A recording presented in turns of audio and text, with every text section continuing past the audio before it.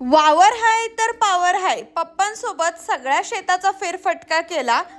पावसाने हजेरी लावली. आम्ही शेततळ्यावरती पोहोचलेलो. तिथे आता सोलार बसवलेलं आहे. लाईट असो किंवा नसो सगळ्या पिकांना वेळेत पाणी जाणार बघा. आता भरलेलं तळं सुंदर दिसत होतं. पप्पा बाकीच्या शेतांमध्ये फेरफटका करायला गेले.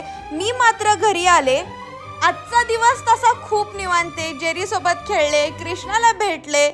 कृष्णा अगदी त्याच्या आईसारखा खूप प्रेमळ आहे, पण हरी हात सुद्धा लावून देत नाही. खूप घाबरतो तो. पाऊस सुद्धा म्हणावा तितका होत नाहीये. नुसता वारा सुटलेला आहे. मेंढरांना खायला घास टाकला.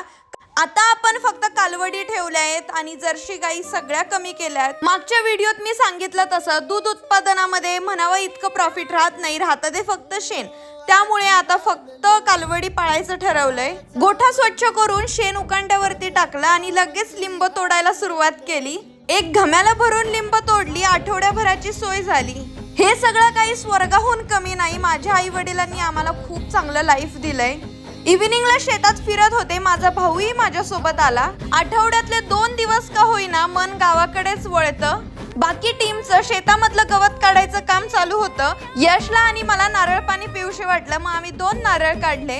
जेरीने सुद्धा याची मजा घेतली. तुमचे वीकेंडला काय काय प्लॅन असतात कमेंटमध्ये मला नक्की सांगा आणि भेटूयात उद्या.